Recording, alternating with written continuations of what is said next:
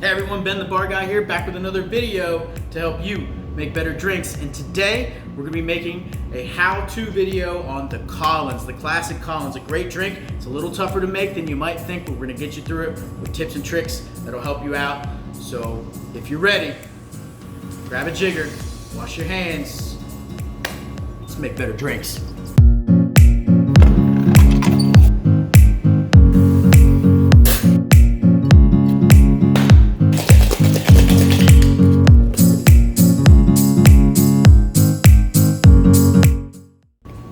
Alright guys, Ben the Bar Guy. This is the classic Collins. We're going to learn how to do it today.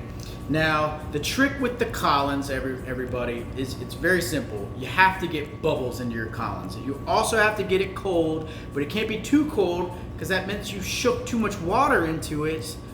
So now you can't put soda into it. You see the problem? When you shake a drink, you're adding water without bubbles, but then the Collins needs bubbles. So I would say the first problem is what size glass you have. I highly recommend you get a glass that is at least 12 ounces, but if you can get one that's even slightly bigger, I recommend it for our spec. You could even go 12 and a half, 13, or maybe even 14, and probably get more soda into your Collins.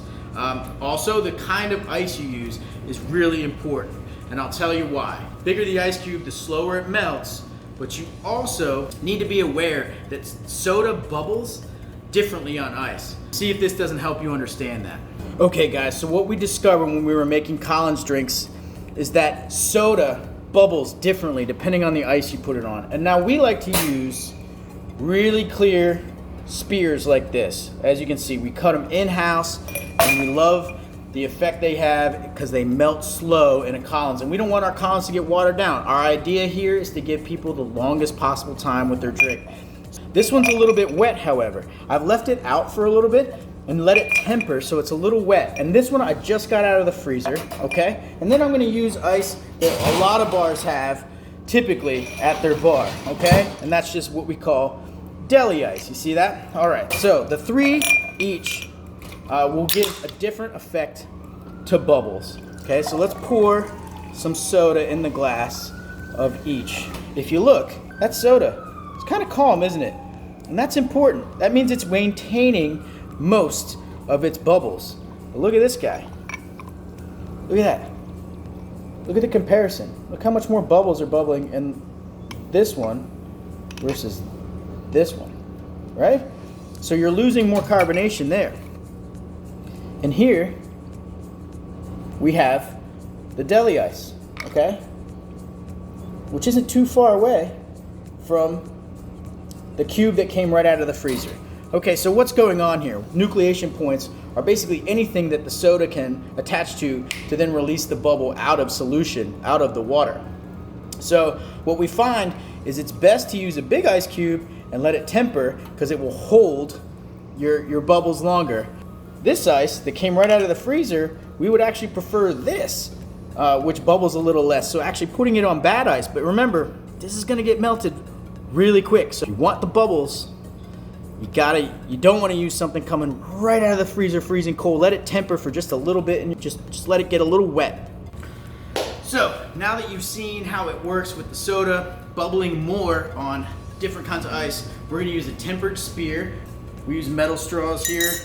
I like to add the soda early, not only to keep that cube tempered, but when we strain later, it's going to make a nice incorporated drink. We need a little lemon juice. If you remember from our part 1 base spec board video, we need 3/4 lemon juice in a classic Collins, 3/4 simple syrup, 2 ounces of gin. All right, so we have everything measured.